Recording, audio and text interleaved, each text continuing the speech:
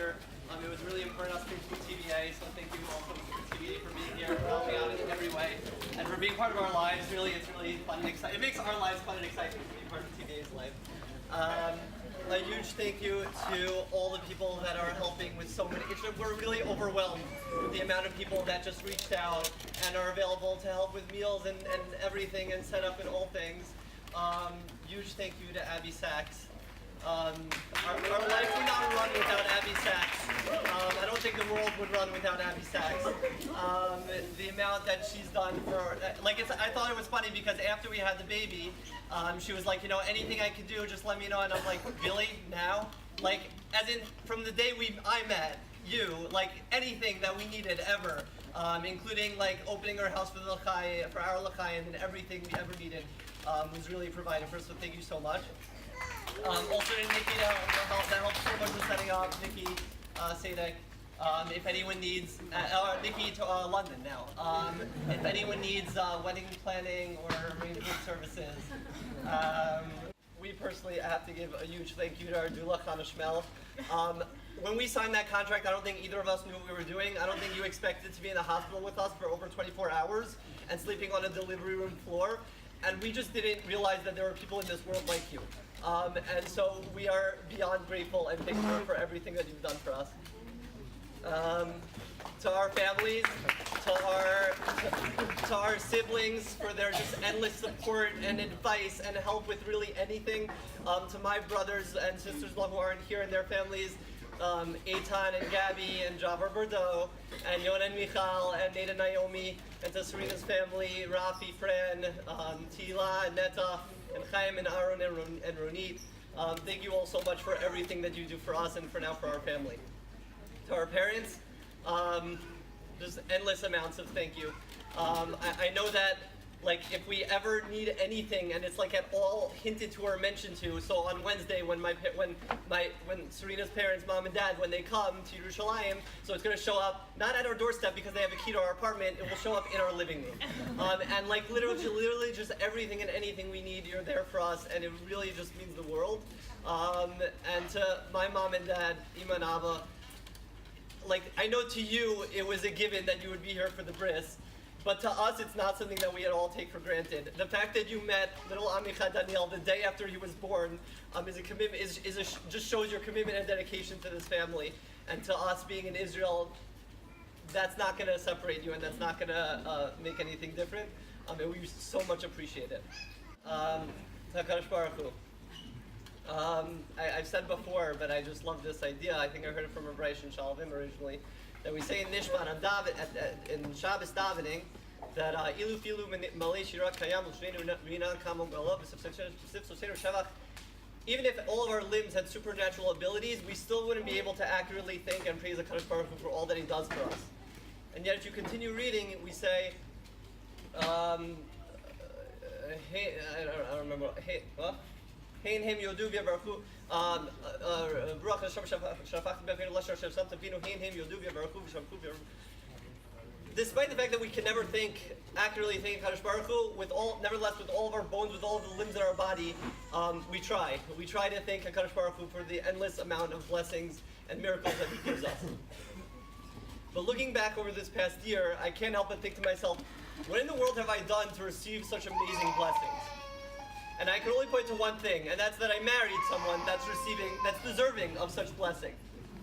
I married someone that just cares so much about others, the sensitivities and the feelings and the needs of others. I married someone that cares about the Avas HaTorah and the Avas Hashem of others, that dedicates herself to others and it's definitely in TVA, but also with her friends and her family, that cares so much about other people. I married someone that when we're going to sleep at night will sometimes tell me, Gabi, I haven't learned enough today, teach me something.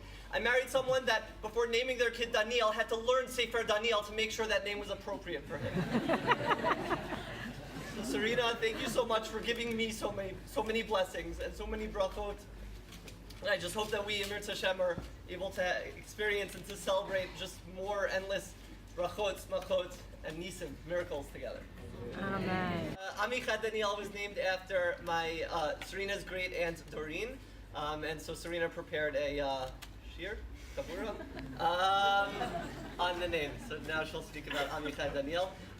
Sorry, that was the problem having notes. One more point that I wanted to add on before. Just my own personal, or both of our messages to Amichai Daniel. This past Shabbos we read the bracha that we give to children.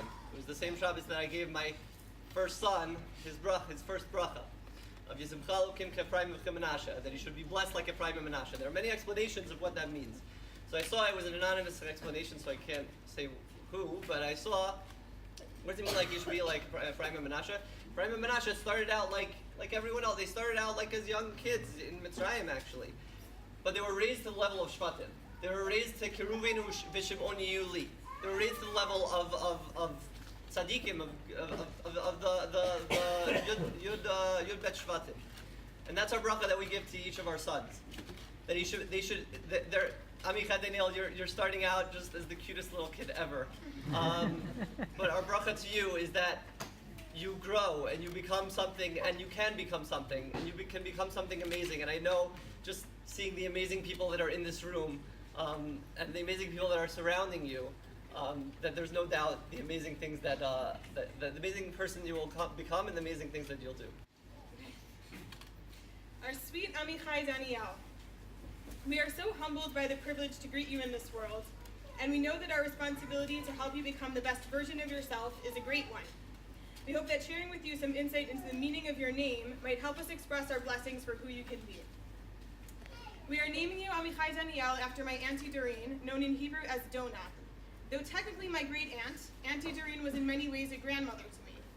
She was expressive of how much she loved us while maintaining high expectations, and was always most interested in our happiness. I can only imagine how overjoyed she would be to have the opportunity to meet you, and can picture her holding you and singing Italian lullabies. You were born just a couple of days after her first Anyo, or Yortzeit, and today's date is 1 year since her passing on the English calendar. I have a feeling she knows you're here.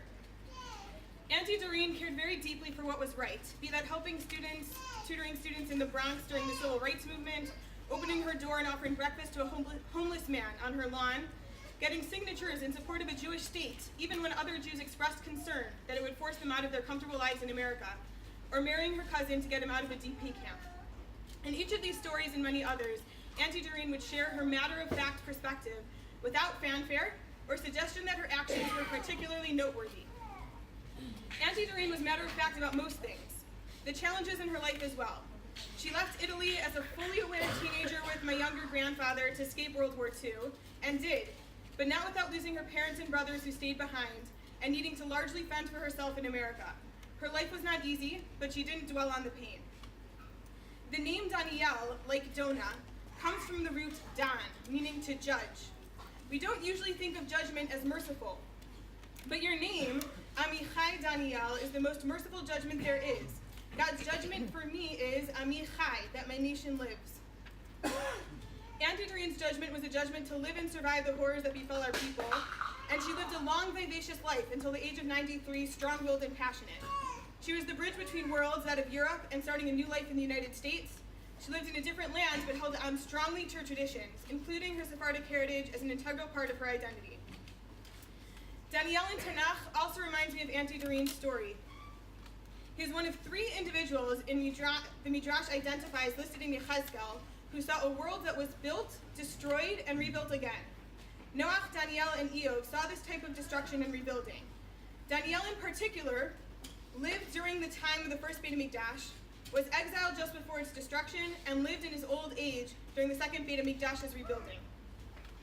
Auntie Doreen saw a world that was built, destroyed, and built again. Jewish life with her family in Italy, followed by the horrors of the Holocaust, and then the rebuilding of the Jewish people throughout the diaspora, along with the rise of a thriving state of Israel. Daniel of Tanakh, also similar to Auntie Doreen, was someone who stood by his principles and did not let go of his values. The book of Daniel starts with Nebuchadnezzar, king of Babel, requesting that some of the captive Israelites of royal descent be trained to serve in the Babylonian palace. Whom did he request? Yeladim asher ein behem kol mum, v'tovei mar'eh, u'maskilim b'chol chochma, v'yodei dat u'mevinei madeh, v'asher koach behem ma'amod v'heichal hamelach. Youths without blemish, handsome, proficient in all wisdom, knowledgeable and intelligent, and capable of serving in the royal palace. Amongst those who fit the bill was Daniel, but he was committed to living by his principles. Rather than settle for the king's wine and royal food served to the captives, Daniel was determined to stick to water and legumes so as not to be defiled by non-kosher food. He convinced the chief officer to give him a trial run to stay healthy on a meager diet and was successful. And Daniel continues to be successful. He and his three peers, Hananiah, Mishael, and Azariah, were found to be 10 times better than Babylonian magicians in understanding, and in particular, none was found equal to Daniel. When Nebuchadnezzar calls for a most unreasonable request, not just for a dream interpretation, but to tell over the dream itself that was in need of interpretation because he had forgotten, Daniel confronts the executioner in charge of killing all the wise people who are at a loss of what to do. Daniel prays to Hashem for an explanation, and the request is granted.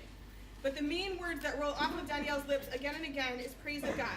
Ana Daniel v'amar, le'avei shmei di elakam levarach min alma v'ad alma, dilach matag v'rata dilehi. Let the name of God be blessed forever and ever, for wisdom and power are his. Essentially speaking, the words of Yehei Shmei Rabbah. Even as one acknowledged for his great wisdom, Daniel recognizes that God is in eternal control and is deserving of praise and is the one who grants all wisdom. And Daniel, in his confidence, strives to bring awareness of God's greatness to all those around him. When it was decreed that no one could pray to anyone other than the king, Daniel continued his 3 daily prayers in his window facing Yerushalayim, even when it meant being thrown into the lion's den, from which he was ultimately miraculously saved. He is the embodiment of someone who was willing to die al Kiddush Hashem, but ultimately lives al Kiddush Hashem. Amichai, Daniel. Daniel is the story of a Jew in exile, saved from evil regimes with an immense amount of faith and with unwavering acknowledgement and commitment that God is in charge of all. And he is one who dreams about the final redemption from those windows he's carved out to face Yerushalayim, and in his visions about the end of days. Many chapters of Daniel are written in Aramaic, but it ends with his visions in Hebrew. His stories in the diaspora take on the foreign language, but when dreaming towards the future, his visions and personal nevuot for the Jewish people are written in Hebrew. Amichai Daniel is a name that speaks to the second half of the Sefer. Choosing to leave the diaspora to our beautiful homeland Israel is the modern-day manifestation of Hashem judging our nation that we should live. Because here we are, having returned to our land, and our nation is growing. Our nation is living. We now have a new generation born here in Yerushalayim. We believe that this is the next step in Auntie Doreen's story of rebuilding as well. That in witnessing a built world that was destroyed, and now a world rebuilt again, she has a great-grand-nephew born in Jerusalem. The date given at the start of Sefer Daniel is when Nebuchadnezzar puts Yerushalayim under siege, a date we commemorate yearly on the fast of Asara B'Tevet, when the path to destruction was put in motion. Amichai Daniel, you were born on Yud Aleph Tevet, the next day, a date when tragedy is behind us. Our prayer for you is that Tzarot stay behind you as something of the past, that you will embody the unwavering strength, faith, and commitment of Daniel and Auntie Doreen, that you will live al Kiddush Hashem, Amichai, in your homeland in a world rebuilt. And we daven that as we shift Parshot from Vayechi to Shmot, you embrace the brachot of the individual Shvatim who take on the role of building a greater nation. Daniel is called an Ish Chamudot, someone with a certain preciousness, explained in the Midrash as someone who finds favor in the eyes of God, in the eyes of the Elyonim, the angels, and the eyes of man. Amichai Daniel, we and all who meet you are already enamored by your preciousness. May you always find favor in the eyes of God and man and use it for the good. And to add in one more thank you. In Sefer Daniel, when Hananiah, Mishael, and Azariah are thrown into a fiery furnace for refusing to bow to an idol, they miraculously walk out unsinged by the flames. Nebuchadnezzar is astonished and describes having seen a fourth man who looked like a divine being walking around with them, unharmed in the furnace as well. The Gemara in Pesachim Daf Kuf Yud Chet Amud Aleph identifies that divine being as the angel Gabriel. And Gabriel makes another appearance in Sefer Daniel. He is called upon to explain a vision to Daniel when Daniel does not understand. Amichai Daniel, you have an Abba, Gabriel, who will accompany you and protect you, who will guide you when you do not understand. Your Ima knows that nothing that happens around here could happen without him. You are one blessed child to have such an Abba. May you grow to love and appreciate him, and being like him would be okay too. Thank you to HaKadosh Baruch Hu for choosing us as Amichai Daniel's Abba and Ima. We are so excited to see all you become and achieve. Mazel tov.